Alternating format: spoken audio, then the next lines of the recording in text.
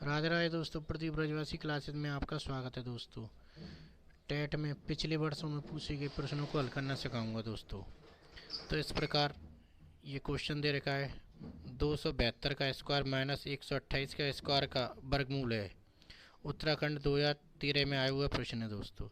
तो इस प्रकार इसमें दोस्तों एक फॉर्मूला लगेगा, ए स्क्वायर माइनस बी स्क्वायर का।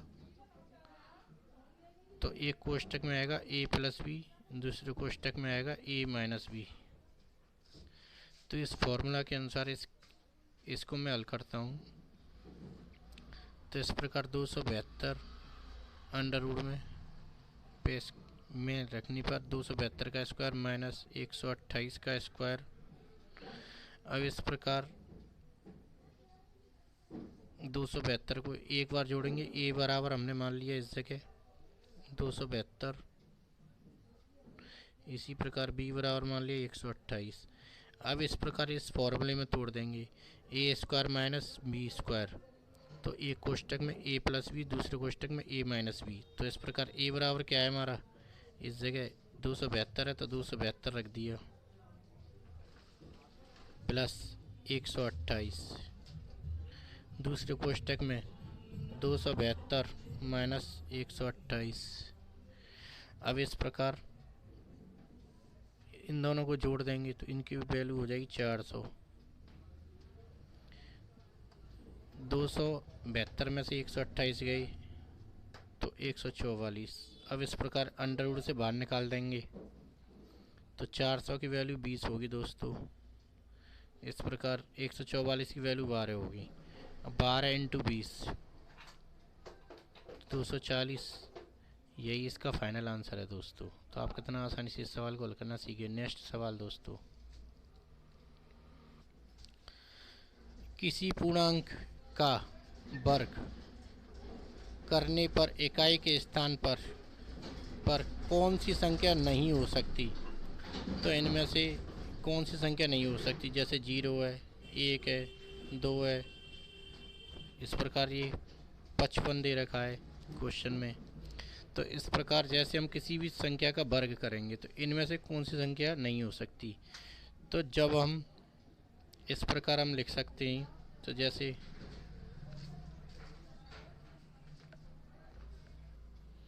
किसी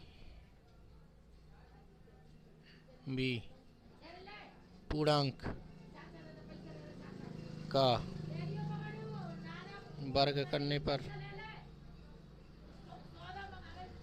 इकाई का अंक 2, 3, 7 या 8 नहीं हो सकता है। अब इसका एक एग्जाम्पल देता हूँ मैं दोस्तों आपको।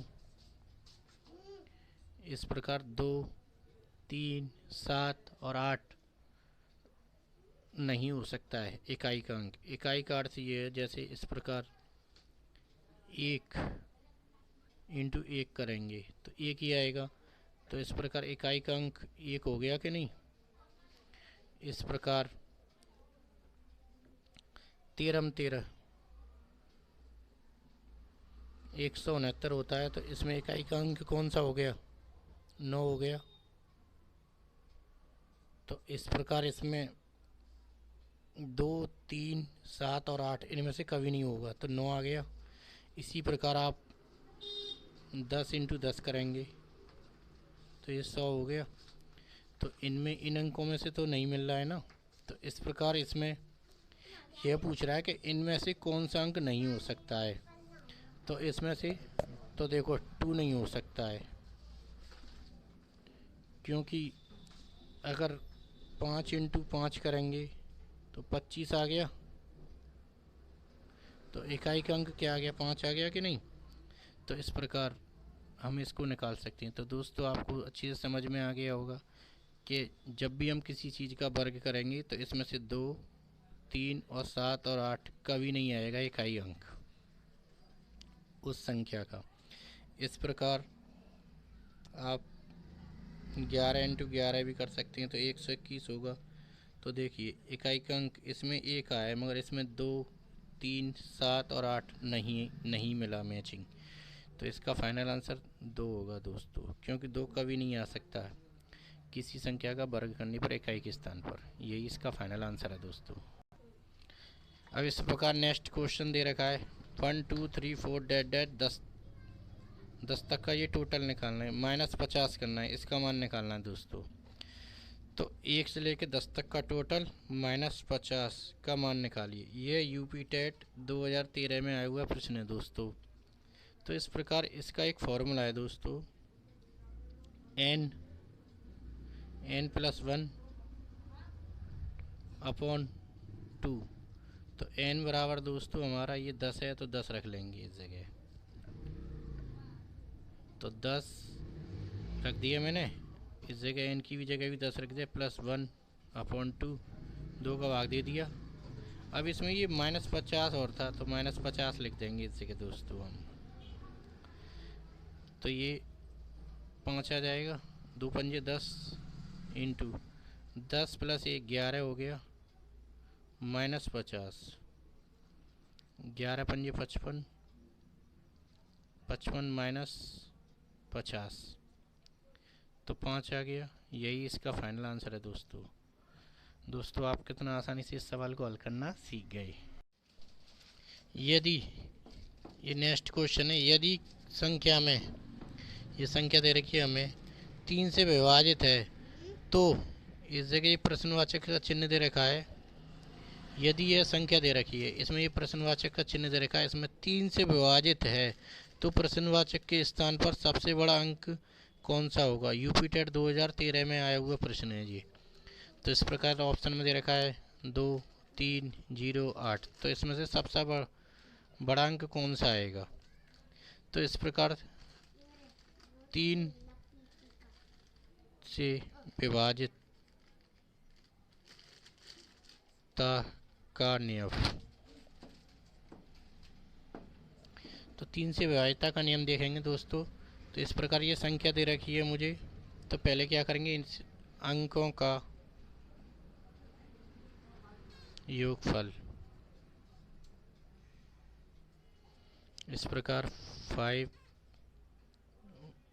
+ 1 + 3 + 2 + 4 + 1 + 6। अब इस स्थान पर क्या आएगा? प्रश्नवाचक स्थान पर। तो इस प्रकार अब इन सभी का टोटल जोड़ लेंगे।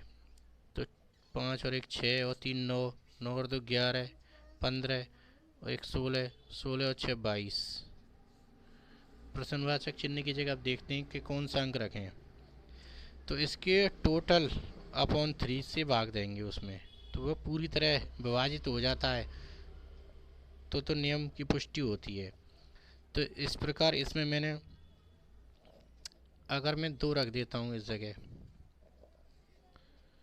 22 + 2 अपॉन 3, ये 24 भागित 3, तो 8 आ गया। तो इस प्रकार इसमें भाग चला जाएगा। अगर 2 रख देता हूँ, तो ऑप्शन में भी 2 भी है, मगर यह आंसर नहीं है, हमें तो बड़ा वाला अंक चाहिए। तो इस प्रकार में इसमें 22 में दोस्तों में